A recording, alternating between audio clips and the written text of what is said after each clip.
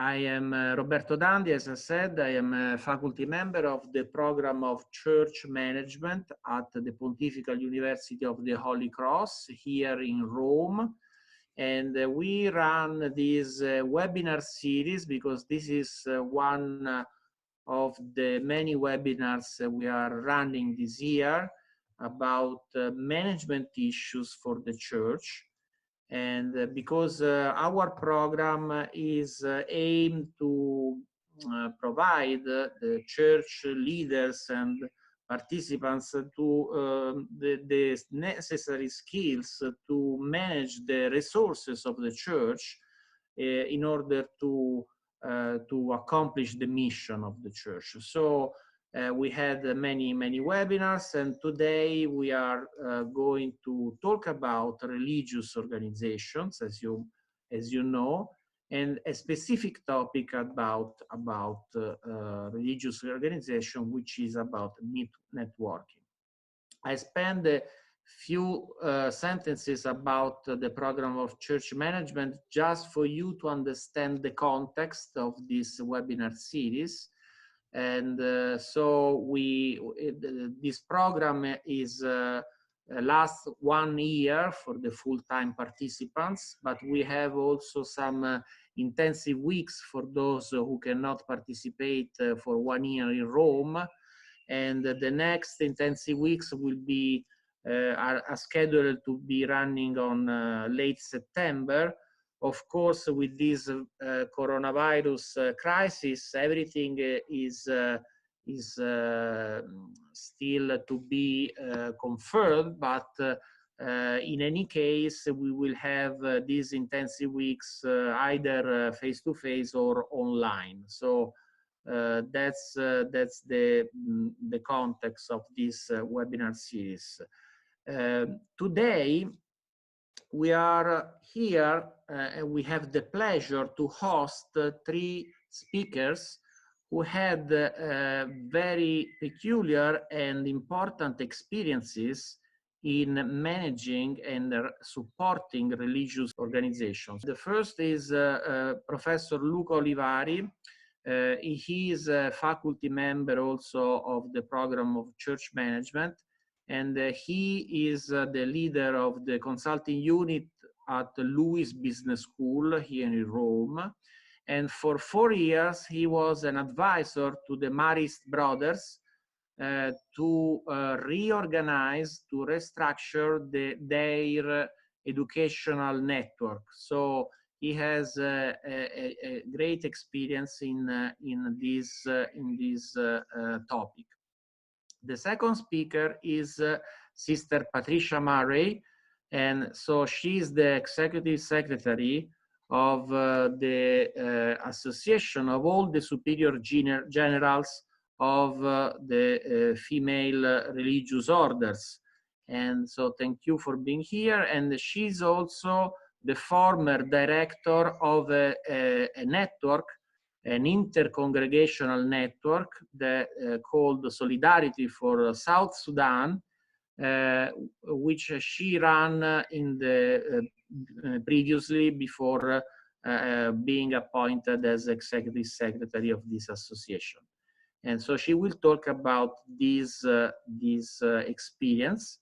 And Sister Gabriella Bottani, she is the global coordinator of Talitha another inter-congregational network, which is a global network against the trafficking of humans. So she's the head of a network of networks, basically, because each country, as I understood, has its own inter-congregational network. So as you can imagine, these 3 cases have increasing complexity because Luca Olivari's network is about 1 congregation. Sister Patricia Murray, the South Sudan network, is about 1 country, but more congregations. And the network run by Gabriella Bottani is a global network, a global inter-congregational network. And we all know that the importance of networks in managing organizations and also managing the church. I know that even Pope Francis, in the apostolic letter in 2014, he asked the religious orders to be experts in communion. So, and these are three cases where communion is has taken really a great results, has achieved great results, and is really something that we can look at as an example to follow. So let's start with the seminar, and I will run this. I will moderate this webinar, asking questions to each one of the speakers. So the first question I want to ask you is this, and I'm going to ask it to Luca Olivari. So please, Luca, what was your project in the congregation of the Marists brothers? So what was the goal of the project, and why was it necessary to build a network to achieve that goal? Thank you. Thank you, Roberto. Thank you for inviting me to talk about this important project. I found it already very complex, so I wonder what Sister Patricia and Gabriella will talk about, because mine was only one congregation. Just to give you a little bit of framework of where we stand, the Marists Brothers are an educational congregation present, as most of you know, in about 80 countries, with 600 schools, 30 universities, and around 75,000 employees. They have grown through a missionary, typically missionary approach. So at the end of the game, they ended up being a confederation of states, if we can call it this way. So they were present all over the globe, but really with units that, in a way, I was talking before with Sister Patricia, were a little bit independent among each other. So what was the goal? The goal that we were requested to do by the General Council under the mandate of the previous chapter was actually to create an operating model where both the governance and the management could address some key topics. One topic was internationality, so passing the barriers or the boundaries of states or actually provinces, as we actually know that the religious congregations are organized. One important topic was co-responsibility, and what this word meant is basically having the strongest units to support those in needs. So the idea was you are part of a global single mission. So there might be someone that is strong enough to support the others and someone that is in need and maybe needs to access not only money, I'm talking money, resources, projects, capabilities. And then there was another word called complementarity maybe, with laity. And that was a big step because we were in a process in which laity started to have some role within the management, but it was a little bit at the early stage. And you know that it's not that simple to share responsibility in religious congregation. At the end, if we want to summarize in a nutshell, in a single word, what was the goal? We use a slogan, operate as a global body. So make sure that all the parts of the mission are connected to each other and can support each other. Thank you, Luca, for your answer. And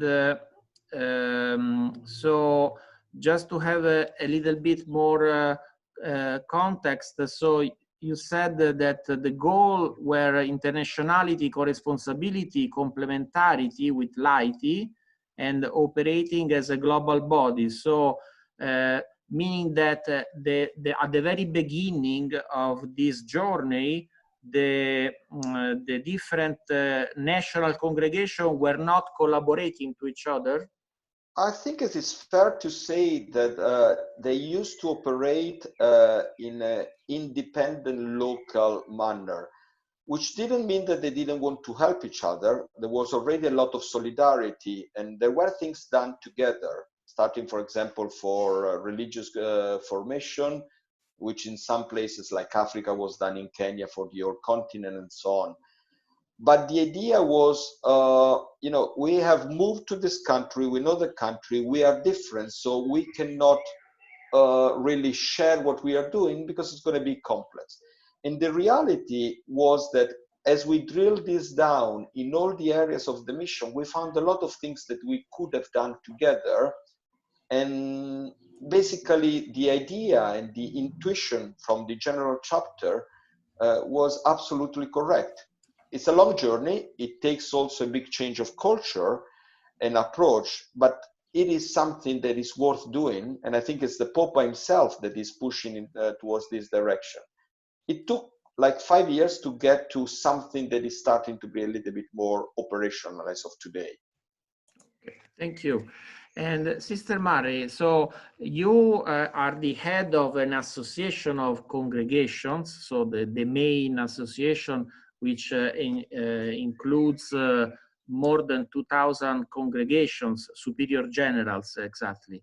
And so you are an expert of networks, I would say. So specifically, let's talk about your project in South Sudan. So what was the goal of the project and why it was necessary to create a network of congregation there? I'm going to talk about the project Solidarity with South Sudan, which is now a 10-year-old project, and I was involved for the first 5 years as the executive director of this initiative. And I just want to put it in a context, because it really began with a single conversation. And often I think new ideas begin in such a way. Bishop Gassi from the Diocese of Tumbere-Yambio came to Rome after decades of civil war in South Sudan, asking for the help of international congregations of men and women. And a decision was made to send a group, a solidarity group, to listen, to see the landscape, to know the context, and to visit a number of dioceses in South Sudan. And this was just after the peace declaration. So it was a very fragile time in the country. So I was part of a group. There were a number of us who visited. We were equally representing male and female congregations. And we visited for almost a month. And we listened to the people and listened to the needs of the local church. The country at that stage, or the part we visited, was still southern Sudan. It had not yet been declared a separate country. That happened in 2011.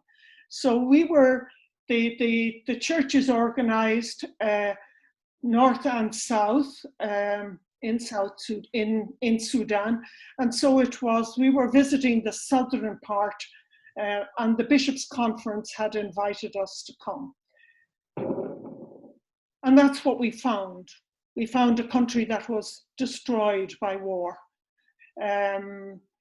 Even any buildings that had been constructed since the independence had been declared in 1955 had been destroyed in the southern part of the country. It was absolutely devastated. So there were enormous needs, and there were great hopes. And they were the two things that we were listening to. And at the same time, we were greatly inspired by a congress that had taken place in 2004 called Passion for Christ, Passion for Humanity. And this congress was really inviting religious to explore where the Spirit was creating newness in religious life, especially providing opportunities for creative fidelity. So in our journey and in our listening at South Sudan, we as a group were listening and saying, where is the Spirit calling us to? What have we been asked to do?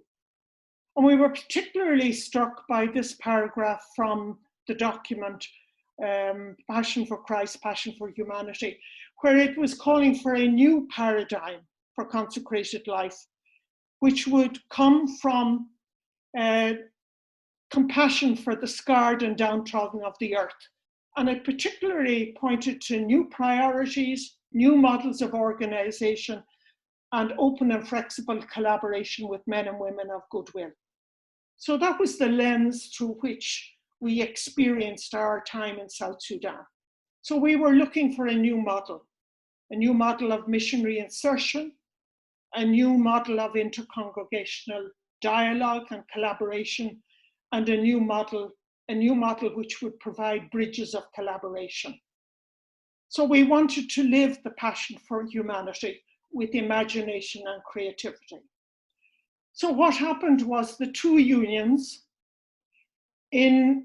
created a memorandum of understanding with the Sudan Catholic Bishops' Conference, focusing on the southern part of the country. And it gave birth to this organization called Solidarity with South Sudan. So what were the goals? The goals were to respond to the vital needs in South Sudan by creatively merging the talents of many religious congregations and other partners who would continue to network together in support of this project. And a secondary goal would have been to build a collaborative network involving female and male congregation where they could contribute their various capacities, whether it was providing personnel in South Sudan or providing personnel for working groups, for finance, for fundraising, for construction, for financial management, for report writing, for logistics, so that we would bring our forces together.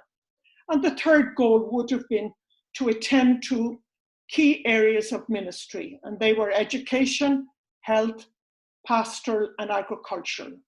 So teacher training, training nurses and midwives, helping with pastoral services in rebuilding the country, peace building, reconciliation, trauma healing, community building, leadership training, and finally helping to rebuild the agricultural infrastructure of the country, because the people had actually forgotten how to sow. If you think of it, in South Sudan, 2 million people had died in the conflict and 2 million had been displaced. So you were attending to an enormous human tragedy.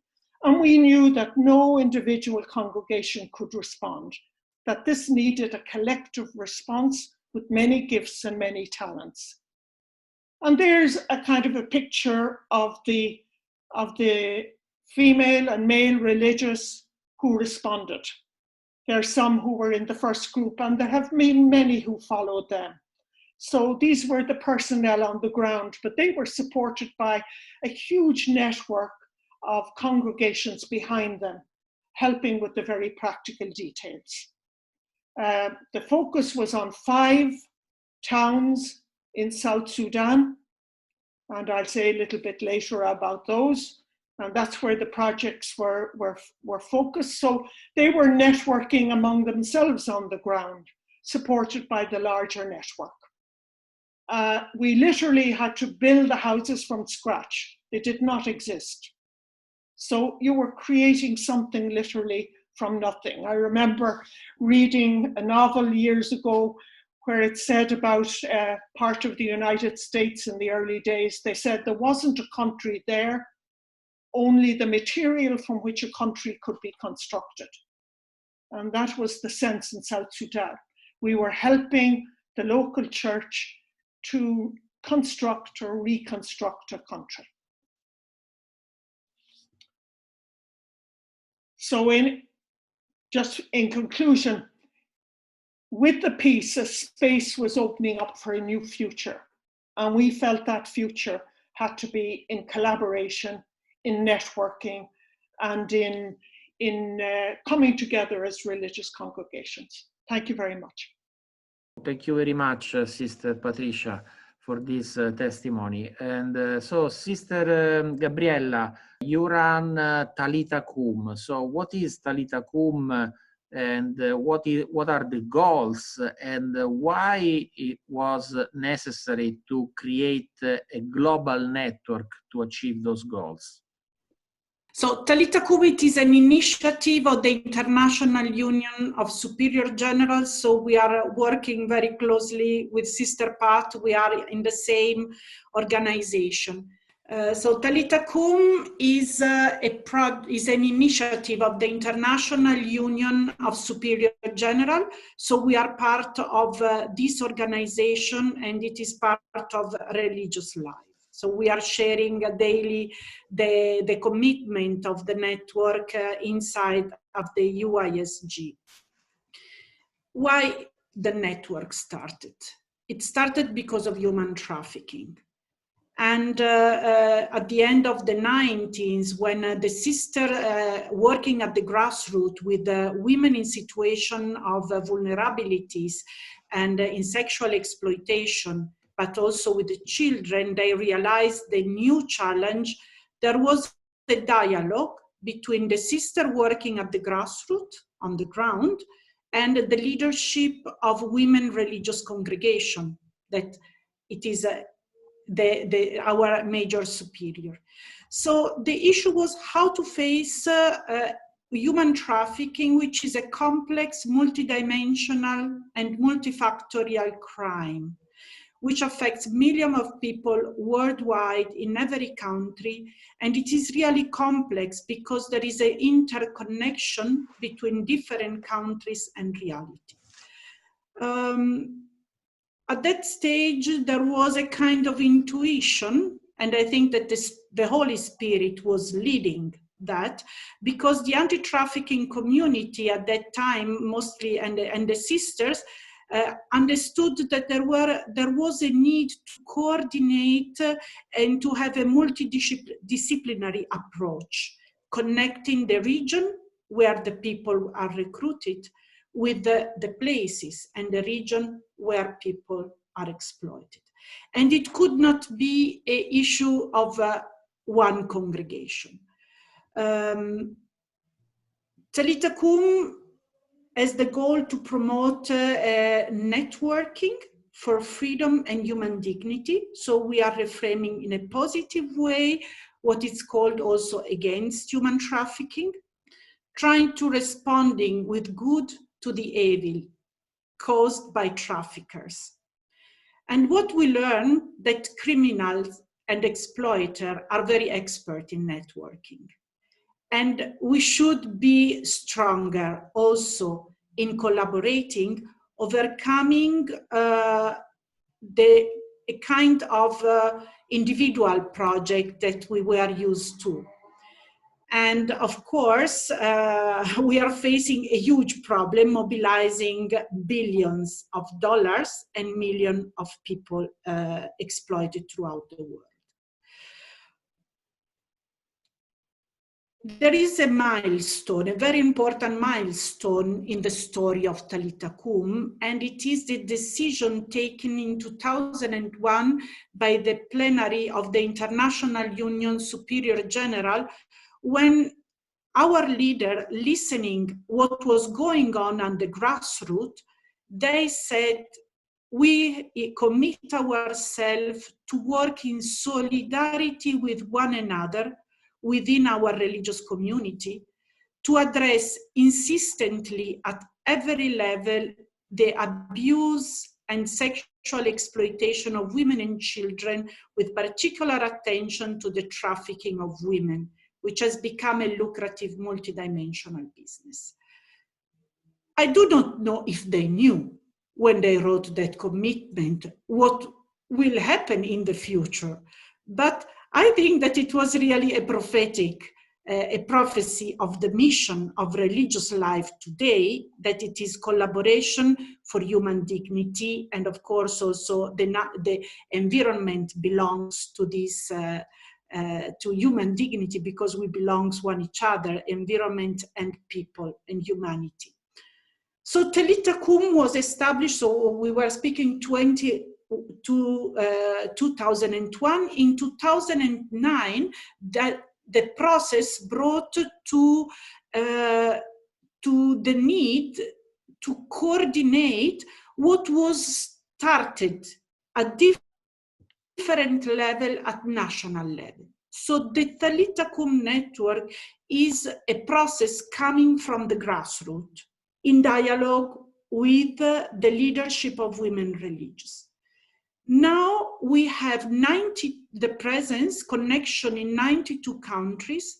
The organization, we have 46 networks organized at national level, 8 networks as regional or continental level, like for example, Central America, Network Rama, joining Nicaragua, Costa Rica, El Salvador, Guatemala, or the European network Renate, that belong also to the continental coordination team in America, Asia, and Oceania.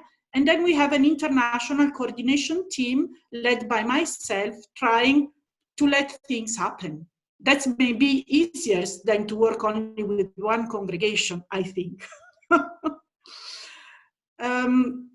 To give you an idea, is really a very dynamic reality, because there is a real need, and the more we know and we are more aware on what is going on and the slavery does exist, the more religious people are interested in getting involved. So this graphic is showing the increasing of our networking in the different continents since 2015, when I arrived, and I am the second coordinator. Before me, there was a Salesian sister in this role. There was also a growing of the services provided. So this is what we were able to offer, mostly in prevention and protection of survivors, and partnership. That was in 2015, and this is what we were able to collect. So there is an increasing of networking capacity and collaboration that we can see also from the reports coming from the networks. The area are, as you can see there, are protection of survivors, in sheltering, but not only, the prevention of trafficking, through educational programs or awareness raising campaigns or different activities organized by religious people. And then we have partnership, that it is very important. We are church and we are collaborating with many organizations, also people with other faith-based organization and governmental organization. We have also some, but few, sisters working in the prosecution, and it is mainly lawyer following the denounce of trafficking and the survivors or their family in the process of with the judiciary system. What is Talitha Cum network? Is a mix-up. Is a relationship between a pyramidal system connected to religious life and also to the church, and the network bringing together sisters of different congregations that are still involved in anti-trafficking, but also that they are willing to work in this field, offering formation, collaboration, and linking them one each other on the same level. So it's really a very interesting model that is we are building together. We do not have only one model. We have different way of networks in the different countries because the culture is different and everyone is building up their own model. Great, thank you very much. Now we have a better idea of the goals and the services that these three cases have. And so we start again with the next round of questions. And so I first ask Luca Olivari. We need to talk about the main challenges in building and running the network. And specifically to you, I would like to ask, so you said that the congregation needed to basically standardize some activity, so and leave some other activity at the local level. So how did you decide what to centralize at the central level and what to leave autonomously to the national sections of the congregation? That's quite a complex question. Let me try to address this. I might share one single page.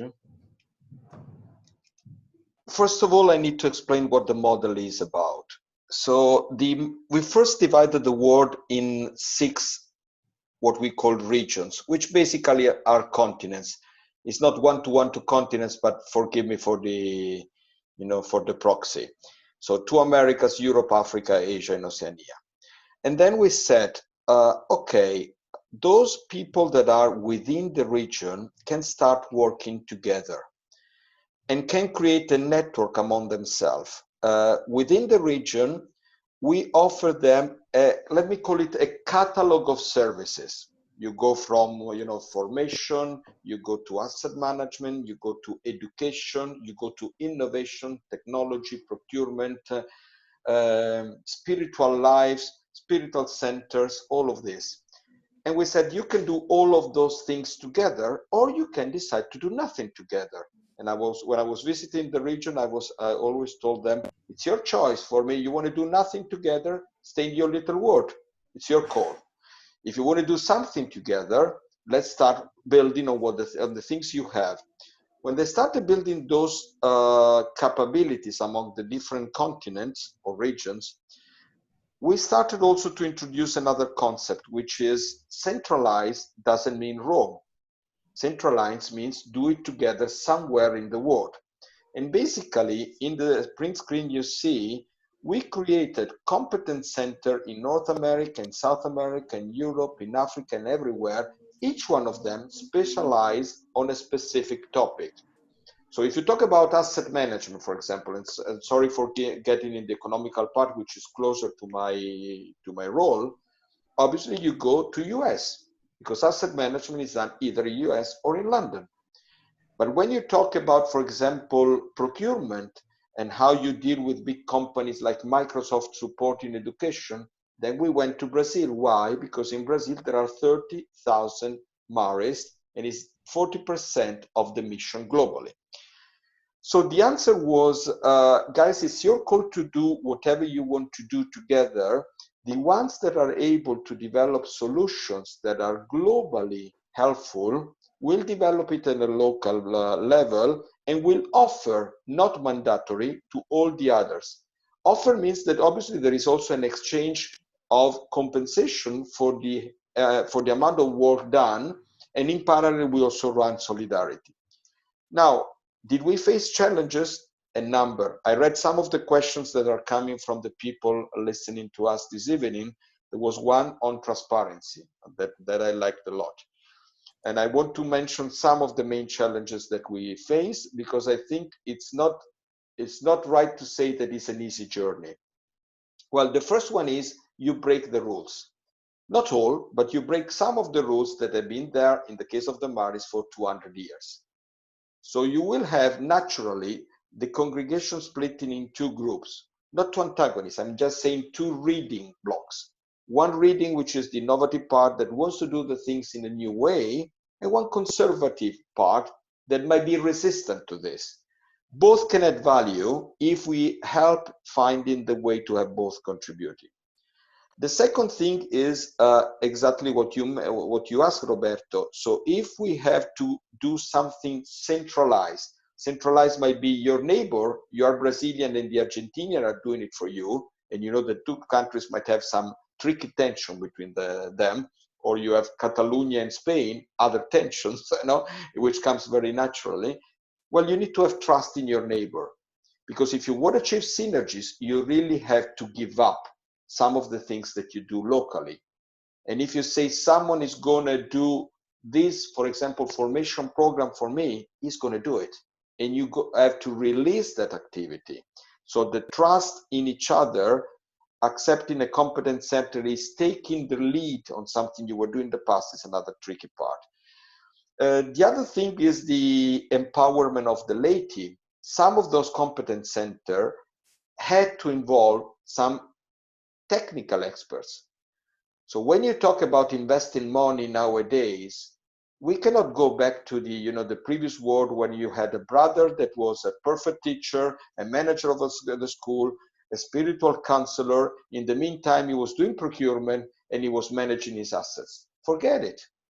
You won't have all those competencies staying in one person. No one of us has the ability to cover everything. That means that you need to open to the laity. Now, is it an easy journey? No, that was one of the main challenges. How to where do you open? And as the question from one of the participants, what about transparency? Well, this model assumes that we get much more visibility. For the first time in 200 years, the Economo General presented the numbers, the economical numbers of the congregation to all the participants in the general chapter. It had never happened in 200 years. So imagine how this is changing completely the mindset. And obviously, when you have transparency, some of the dirty waters come up. And then you need to face it and to address it. Last and not less important is the introduction, which the Pope is pushing a lot on the policy of consequence. Every one of us makes mistakes, but when we make mistakes and those come across, well, unfortunately, there are actions to be taken, which is not the punishment idea, but it's actually, there is a policy of consequence. So if you are unable to do a job, you're going to be released from this job. If you made a mistake, you're going to be supported in the mistake you have done, but that needs to be addressed in full transparency. So those were the main challenges that we were facing. And actually, I'm still speaking with a number of the people I was working, especially in the Americas, and they are still dealing with some of this journey because it takes time, because it's on a personal base, it's on a cultural base. It's not only making boxes, processes, and organigram that will sort this out. Okay, thank you very much, Luca, for this explanation. You were very transparent, and I take inspiration from one of the questions by Rosemary Thomas to ask the same issue to Sister Murray, Sister Patricia. We need to talk about the challenges in creating an inter-congregational network. So Rosemary Thomas asks, were the new institutes that you created with the Solidarity for South Sudan program, were these institutes run by single congregations, or was there an inter-congregational collaboration even within each particular institute?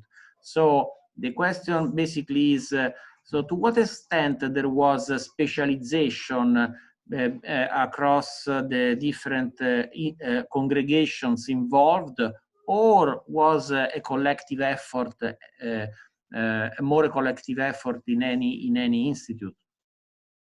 My answer to that is it was both and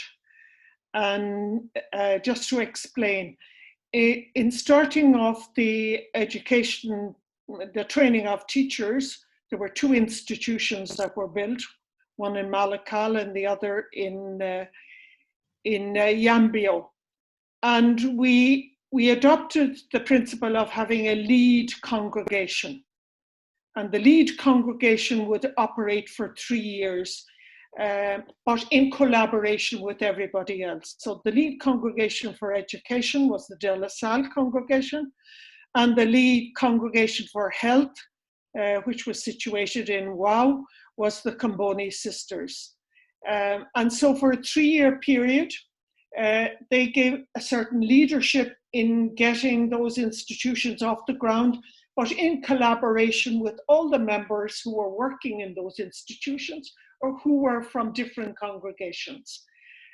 So that was the kind of model. After 3 years, the notion of having a lead congregation evaporated. There was no need. The institutions were well set up and were working together The team on the ground were working together, and the team were male and female religious with some lay volunteers collaborating together. So maybe I could comment on some of the other challenges that I think we faced. I've named, I think, 5. First of all was the challenge of coordination. In running a major network, there was a real challenge in keeping everybody informed. It's that transparency and sharing of information, so that the various committees who were working on fundraising or logistics or finding personnel, that they were aware of what was happening in other parts of the development of the network. For me, communication was key. Keeping the leaders of congregations who had committed to this initiative up to date. And there were about 60 congregations who committed initially. Some committed with personnel and others committed with finances. And keeping them up to date and keeping the wider public aware of the development of this new project and this new network was done through website, newsletters, presentations. I mean, I made many presentations to leaders of congregations, to general councils, to donors, to others, to embassies, people who were interested in supporting this new initiative.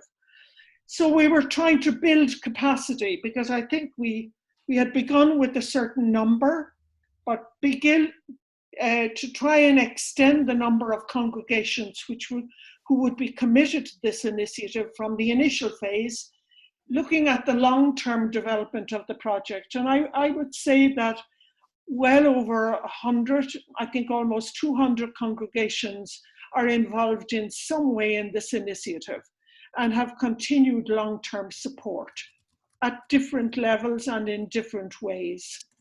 So scaling up the initiative was crucial, and also scaling up the number of funders. I mean, for example, the initial building project was a $10 million project. Everything had to be built from scratch, except for the WOW Institute for Health, which had been abandoned for 40 years and had to be refurbished totally. So this was a major project. And I would just like to pay great tribute to the number of women and men religious who participated in all the committees that actually created the dynamism within this network. These were people who were already working in full-time work within their own congregations, but who gave this extra time. Indeed, there were some congregations who released people to supervise the building projects, or to be the engineer on site, or I can think of a number of people who looked after the logistics of even getting the building materials from Cairo, from Nairobi, from Kampala up into South Sudan. That was an enormous challenge, getting materials from Italy down into South Sudan. So this required an enormous, if you like, goodwill, but a commitment to this initiative. I think one of the challenges in an inter-congregational network is the constant change of leadership within congregations. So you would hope that one leadership group would hand on to the next, but often you found that you had to begin again, and you had to explain the vision and the mission and invite the next team to collaborate and to participate and to give commitment to the initiative. And then I would just mention the whole area of this global network, because it was a global network supporting a local network. And the local network also involved members of local congregations and the local church. So we were dealing with different expectations of church, different visions of religious life, in living together in community, because there were communities of male and female religious. We we had different cultures within our congregations of how we prayed, for example, how we celebrated. Then the whole question of the intercultural, intergenerational male and female challenge, getting to live and work closely together. That needed a lot of attention. And there were a lot of meetings on the ground, coming together periodically, maybe once or twice a year, really to be honest and open and name the difficulties, as well as naming the things that were going smoothly and well. I often used to think that there were two things that united us very clearly. One was the fact that we were religious and that our commitment was to Jesus. And the secondly, our love of the poor. And because the situation was so needful, we were able to get over, if you like, the personality difficulties or it was very difficult at the beginning. There weren't places to live in. Initially, people were housed elsewhere. One was living in a container. I can remember 4 sisters living in a house like that was the size of a matchbox for several years. So there were many, many difficulties to face, but I think that our common belief in the charism of religious life, our commitment to Jesus Christ, and also, in a sense, our love of the poor and knowing the desperation of the people that we were serving made it possible. Thank you, Sister Mary and Sister Gabriella. I think that many of these challenges that Sister Patricia discussed resonate with your experience, maybe. And I just want to ask you, you mentioned that your network does many things. It does prevention, protection, prosecution, partnerships. So is each congregation specializing in one of these activities, or any congregation can do everything? That's the first question. So it's about specialization. Is there a specialization based on this activity? And if not, how do you ensure that the same, let's say, quality of service is granted across countries? Thank you for the question. Of sure, I have feel we belong to religious life, and many of the challenges faced in South Sudan are also connected to the work against human trafficking. About your question, the network grows to involve religious life, and there is a need to involve all the charism. We do not need only what traditionally we think they are the experts, for example, the sister working with women in leading shelters for women in situation of social vulnerabilities or victim of violence. But there is a need to work in education. There is a need to improve our sensitivity in the healthcare, to identify and to recognize and to provide also healthcare for survivors of trafficking. There is a need to work in the justice and peace to influence the policy making process. So I think that we moved from a very specific way and a sectorial way of facing human trafficking into a multidisciplinary way, involving all the charisms, including also the pastoral and the spiritual aspect, that it is very much important, together with the psychosocial support. But what is, first of all, the network, as I was saying before, it was not a structured project, but it was growing from the grassroots. So one of the main difficulties we are facing as a network is, first of all, the paradigm shift that is involving us, because we are still thinking in a sectoral way. However, we know that we are all interconnecting and there is the need to improve this. We have still difficulties in changing our mentality and way of working. The other thing that we experience as difficulties is also the fact that we are a sister-led networking, so we need to empower religious sisters and women in the leadership. And it was not always easy inside of the church. I was speaking a few minutes ago with one of the members of our network, how difficult it is also to be recognized inside of the church as a sister-led networking.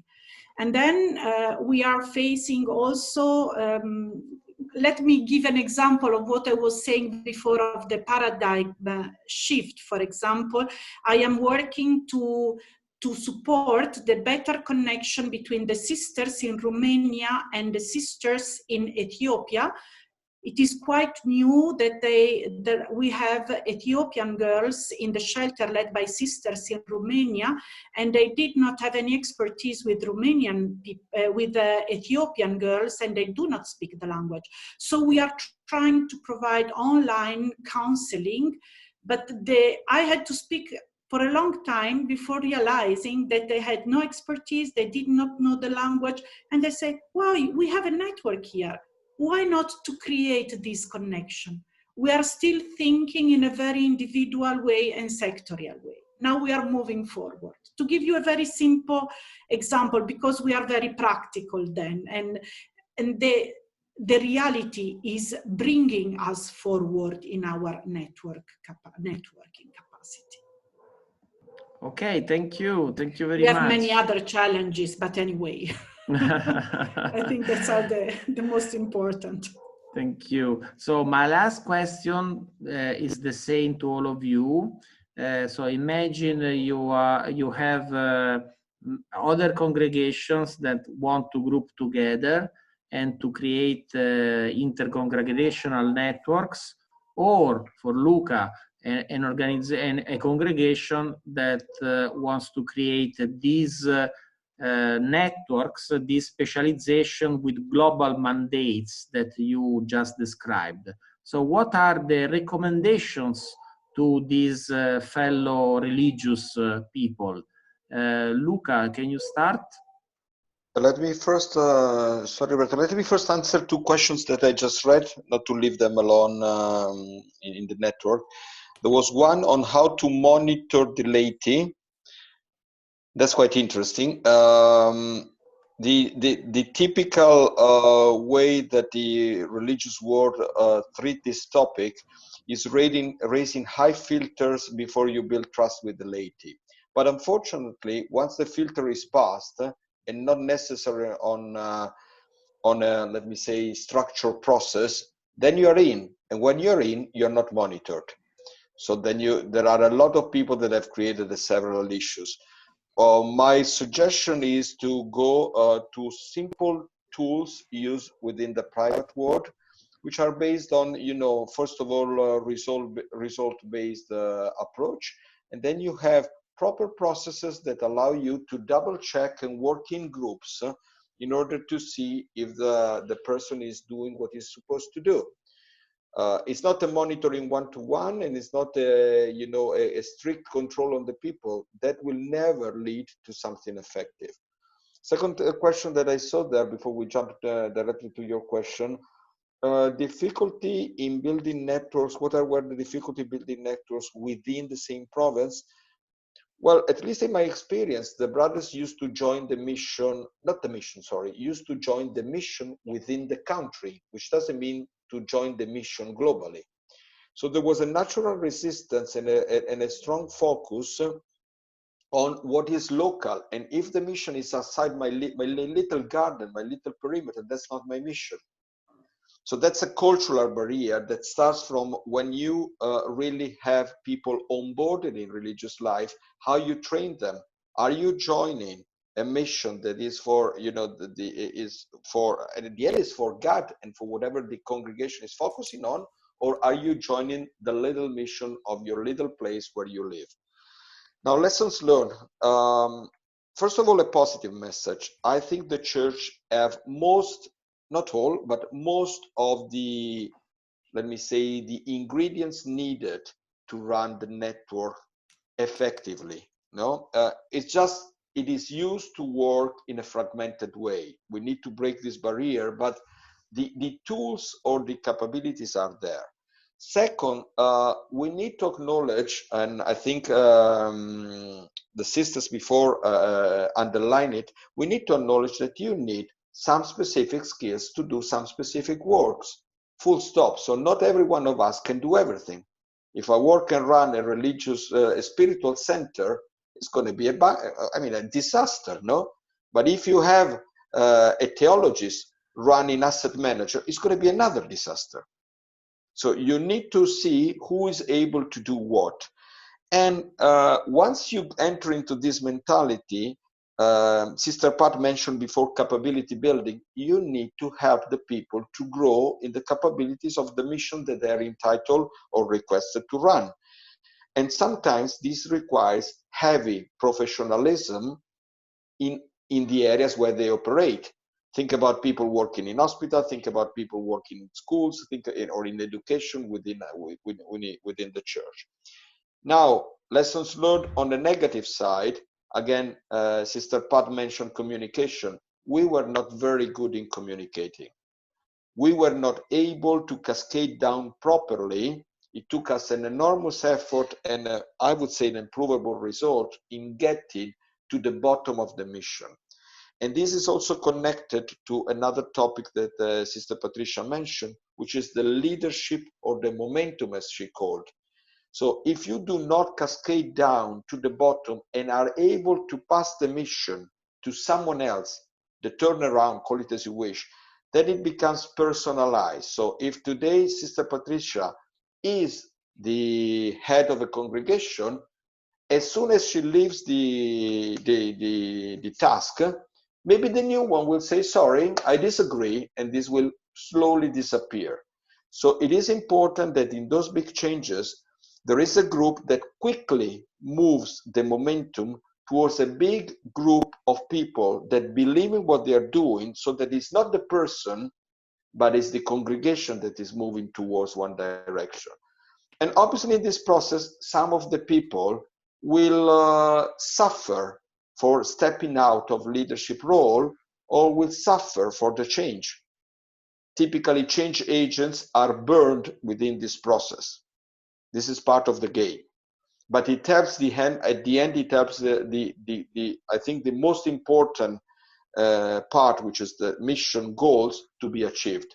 So it is okay for someone to start, it is okay for someone to move it forward, and is it okay to end it over like a testimony to the new leadership that will run it in the future. Thank you, Luca. Sister Pat, do you have any recommendations to share? I do, if I can share my screen. Sure. Yeah, thank you. I'm going to share quite personally now, because I was very influenced by the writing of John Paul Lederach. John Paul Lederach has a book called Moral Imagination, The Art and Soul of Peace Building. And he reflected on how peace came about from his lived experience as a peace practitioner, but also as a Mennonite theologian. And I'm just going to present some of these because I think they were very helpful for me in building networks. He named moral imagination as the capacity to recognize what he called turning points and possibilities. I'll explain that in a moment. the capacity to imagine constructive or new processes, to give birth to what doesn't exist, and to cultivate the art of leadership. So I'm particularly focusing on those.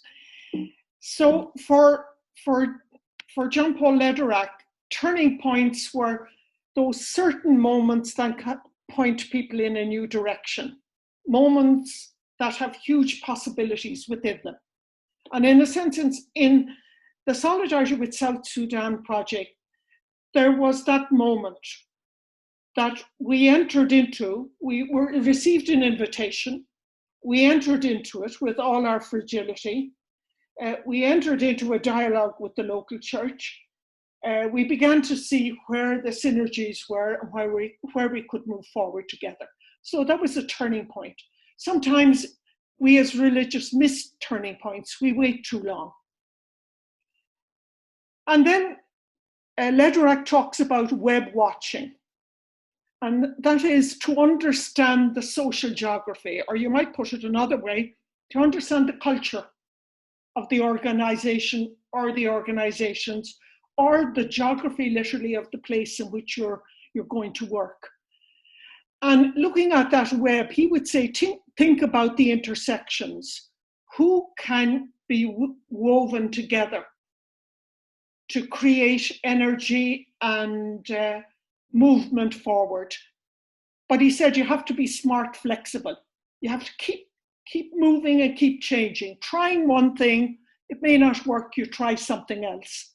Again, I think in religious congregations, I used to say, we wait until we're sure something will work. And that's not the climate you live in with a network.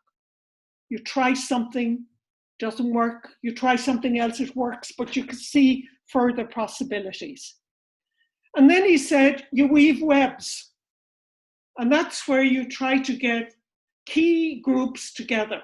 Now, in our context in South Sudan, it was international congregations, the local church and diocesan congregations, embassies to the Holy See here in Rome, but embassies in South Sudan, conferences of religious, individual religious, donors and other partners. So you were building, in a sense, you were web weaving, building all these relationships and bringing them together. Because in a sense, you needed all of that to create the momentum forward. Lederac talks about yeast, and I love this concept because I learned it in my own religious life when I worked for the Justice and Peace Commission in Ireland. He would say you need a small group of people, the right people in the right place at the right time. Sometimes we think we have to wait for a big group of people to affect change. And in fact, it's not. It's often that small group moving forward, building what he would call platforms that creates the change. And then he talked about transformative platforms. That's those yeast group or groups who are building platforms, drawing others into the initiative, web watching and web weaving in order to affect the change. So there are the 4 points I'd like to present that were my learnings. Look for turning points, possibilities for movement and change. Web watch and web weave. Create groups of yeast, small groups that will drive the change. Build platforms of people who have a common commitment and be flexible. And somebody asked in the chat there, they asked, what about sustainability? And that was one of the things we committed to right from the word go, to say, how could we work towards knowing that as international congregations, we could commit for a certain length of time. Initially, the commitment was for 10 years. It's obviously 10 years was far too short a time. So that time has been extended.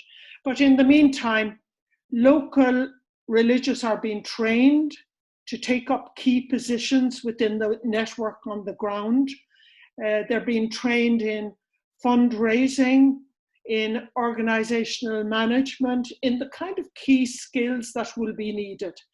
So I see almost there's a second phase, a phase of companioning at the local level, and then a third phase where the local level takes on the local network. Now, when I say local, that could be an all-African initiative. It has been a network of international congregations working with the local networks, but it could be a network of African congregations working in this particular part of Africa. So I think, again, we begin to see what are the progressive steps and phases that can be taken. I think at the level of financial sustainability, that will need international collaboration for quite a long time. But I think the other kind of resources on the ground, in terms of the human resources and the human capacities, are being built up and are being developed over time. Thank you. Thank you. And I think this answer addresses also another question that we received that was about how do you lead an inter-congregational network, and this is the question. You have to set up a leadership team which is capable and trustworthy and that is running the system in community, in companionship. Yes, thank you. And so, Sister Gabriella, what are your recommendations? Okay, my learning and recommendation. First of all, it is the main people inspiring me were the survivors. I cannot understand the learning in Talitha without including the learning of the people we are asked to serve. And they are really the protagonists of this. The first of all, that to have a clear mission and a common problem to face. And I remember every time the Exodus. So when I have heard the cry of my people, and to be aware and to listen together to the cry of the people. So to respond to a reality. Then we do not have to invent the wheel every time. So we do not have to create new project, but we have to work on the existing. Because we have a lot, but to reinvent and to give a new perspective of what we still have. And this is the experience of Talitha. We did not build a network from zero or a new project or something new, no. We started to connect and to work on the existing network of women religious. Someone asked on the chat, do you have also male religious? One of the learning, it is that women are collaborating easier and better than men. At the beginning, we started only with women, but now we have some religious, individual religious men joining the network in different parts of the world. We have only one religious, one male congregation who take the decision to support Talitha worldwide. But you know, we want and we are happy, and we are also proud to say that we are a sister-led networking. But it is an inclusive way of leading. And we are coming here, so the leaders are very important. And we have a natural way of being leaders, often in the communities, sharing our life with the people. It is not always the recognized leadership, but if you involve a sister, you have plenty of people around the sister, the collaborators, the mother that the sisters met. So there is a natural way of being a leaders. And then we have a strong glue bringing and keeping us together. There are the diversity of the charisms and the spirituality based on the gospel and on the social teaching of the church. And then what Pat said, and I think that it is the main learning, we do not have to start to network at the global level, but at the local level. The little local groups are the main and powerful organization, because we need to support in such difficult issues and dangerous issues like human trafficking. It is not enough to be connected at the global level. You need someone with whom you can cry together. You can really think together when you do not have any solution, but it should be very close to you. And this is the main important thing, not to give solution, but to bring people together. And what we are doing, and it is very important, it is to support networking, bringing people together that they can trust. Because trafficking is breaking the trust of the people, and we have to respond rebuilding trust, first of all among us, and then with the people. The second point is the formation. Give opportunity of capacity building in the respect of the diversity of every person and of the culture at the local level. Because we have a very different way of understanding also how to build networking. We have very hierarchical networks. They are not at all a network, because there are a very hierarchical way of thinking the social organization, and we respect. And we have movement, like in Brazil, where we have a movement of religious people in Talitha. How to dialogue among diversity and to allow diversity, and not to give, oh, I have a good model to export. We avoid that. We do not have model, we have question. And we ask people to find their own answer according to their context. And the final one is the communication, and that it is, of course, a huge challenge also for us, for several reasons, starting from the language into that we are not all communicators, but this is the third element that we are working strong since the very beginning in Talitha Cum to support the local networks globally. Thank you, Sister Gabriella. So now I think it's the time to address some of the questions that arrived. And so I will start with Father Robert Gall, who is the Vice Director of the Program of Church Management. I know that Luca already answered that, but so I asked to Sister Pat, could you comment on the challenges you face in striving for financial transparency in the cultivation of support, whether financial or volunteer service? And attached to that, I would add, so how is organized the financial management process? So do you have a central unit in the network getting funds for all the activities, or you get the funds locally, and this is also for Sister Gabriella. Do you get the funds locally and then you share it globally? How does it work? Mainly for Solidarity with South Sudan, the fundraising office is based in Rome. There's a small office in Rome, which really is the support office, because the director of Solidarity now resides in Juba in South Sudan. So my term as director was based in Rome when we were in phase 1, building up the whole initiative. In phase 2, the director now is based in Juba. The support financially is got from all over the world, from religious congregations, from various Catholic organizations, from other NGOs who are committed to South Sudan, from individuals who have made commitments.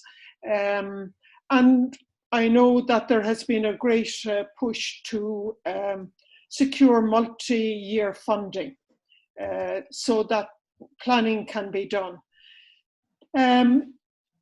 the nature of the grants require very good transparency.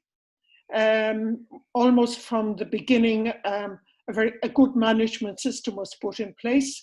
The chief financial officer is based in Juba and is from Kenya, and there's a very transparent local finance system and house based on each house and based on each project. Accounts are audited from the word go, because that was a very clear requirement of the funders, that any money that was given would be subjected to an annual audit, and that has been fulfilled. So that meant really finding key personnel to fulfill the financial tasks that were to be undertaken. The financial control overseer is a layman. There are financial committees to oversee his work. There's a board, and Solidarity has a double board. It has a board of the initiative itself, and it also, because it's an onlus here in Italy, it has a board for the onlus. It's a charity in the UK. It has a board in the UK, and it has a support organisation called Friends of Solidarity with a separate board in the United States. So it had to be set up. It was like building an organisation from scratch. You had to put in the financial systems in different parts of the world to maximize the fundraising capacity and to adhere to the standards of accountability and transparency that were required in each part of the world. Sister Gabriella, do you have anything to add? Yes, Talitha Cum is a decentralized networking. So we have the headquarters in Rome, but we are not responsible for the fundraising. What we, of all the network and all the project connected, it is really a huge, we coordinate. We are growing in solidarity, also financially, but what is our responsibility is to train our leaders in order to write a project together and to learn like consortium, how we can think together as religious sisters working in the same, so we can, and we have several networks starting to write common project, for example, for prevention or the training of people working in the shelters. So we are trying to support them with the training and capacity building. So this is our force. The responsibility for us is to provide funds for the common goals we set together globally, and then also for the formation and the starting of new networks when we receive the request from the conferences of women religious of a country. And Father John Vidal from Los Angeles, he asks how a religious congregation interacts or resolves with government intervention or oppression. So government may be one of the stakeholders that you engage in the spider web that that Sister Patricia described, but so the government can be a help, but also a problem sometimes. So how do you deal with that? Who wants to respond? I can say something about how Talitha Cum leads with our networks. We ask always when we train the sister in order to establish a network, that government we have to dialogue with them. Of course, the level of dialogue, it is a discernment at local level according to the social and political reality. So, but in any case, when we are working in such an issues like human trafficking, there is a need absolutely to have a dialogue with the government, because they are in charge, for example, for rescuing victims and people, and survivors. So this is very important. I would add that at the level of solidarity with South Sudan, the financial contributions of several governments in the initial stage was extremely important. I think the government of Spain contributed nearly €1 million. The Irish government, $500,000, and the UK government. I would have to say that was part of the whole program of the reconstruction of South Sudan. And what was very interesting is they were very honest and said they would not have given funding to a single congregation. But the fact that this was a network of congregations, a collaboration of congregations, made it a very attractive group for them to invest in. Okay, I have a question about the current situation of the coronavirus from Sister Minette Chavez, which is also a student in our program. So how COVID-19 affected your work? I think that in South Sudan, COVID is not so much diffused, so that there is no problem with that, I think. Maybe, Sister Gabriella, in your case, I don't know, maybe that could be a problem? Yes. Yes, it is a problem, but also we are trying to see the opportunity giving us to think in a different way also the process. And we are very creative, and to be a network is helping us in thinking new. But we had some cases of shelter led by sisters that were affected by COVID, and we have a financial problem because the expenses in the sheltering and in the care of survivor increased without having a financial support, correspondent financial support. Many of the people that were in a semi-autonomy process, working in bar, restaurants, they lost their work and they are unemployed like many other people, but they lost also the hope for a social rehabilitation and a full reintegration. So we are really indirectly affected, and it is also affecting us as religious sisters working in the field.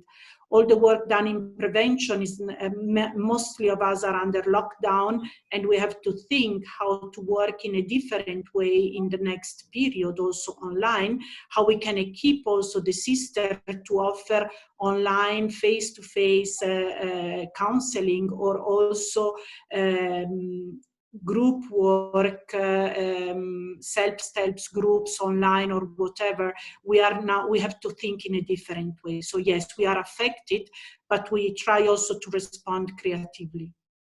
Right. With hope. Thank you. And Father Pierre from Haiti, studying now in Canada, he asks, in history, in my country, and probably also in Africa, we have benefited from the generosity of many sister churches, but often after the departure, we often fall back into the same situation. So do you embrace the concept of sustainability by engaging people to become self-responsible, and how? In your projects, do you do that? I mean, I think you are there to stay. I mean, it's not a project with an end date, right? So Talitha Kum and Solidarity for South Sudan, they are there to stay, I think. Well, Solidarity with South Sudan would see itself as ultimately having an end date.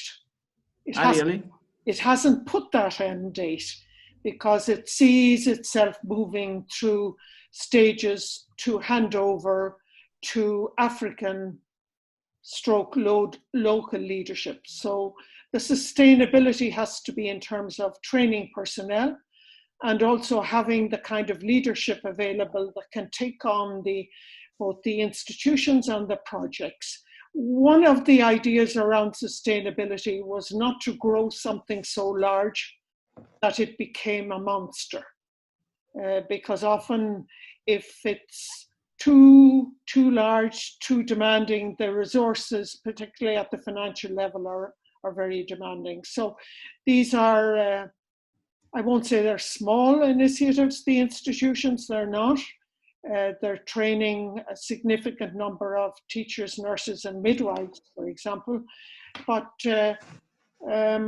hopefully, working with the government and the local church, as things improve within South Sudan in the years or decades to come, that a measure of local finance can be achieved, as well as the kind of leadership that would be available in Africa itself. So there is, one can have targets for sustainability that keep moving, because, for example, who would have thought that a civil war would have followed the independence, and that put back progress for some years. So, but the intention is to hand to African leadership in the future. About Talitha, we have a very light structures. So we have only 2 networks that they built NGOs. But we are working, connecting and collaborating together. So this is what we need is to keep strong the motivation, because of when people are motivated, they continue. We are often a project of the Conference of Religious, a working group, or we are really, it is not, again, we do not build new project, but we try to connect and coordinate what it does exist in a reality, also to train them in this place. So this is the difficulties for us. Sustainability is to keep, to motivate religious congregation to make sister available for this service, and also to give continuity to this reality. This is, I think, the main issue. Thank you very much. We completed all the questions we received, and really God bless you and your work, and thank you for this very, very interesting webinar. And I thank also the participants that stayed for all this time, because we are a little bit late. So thank you all, and God bless you all. Thank you. Thank you. Bye-bye. Bye-bye.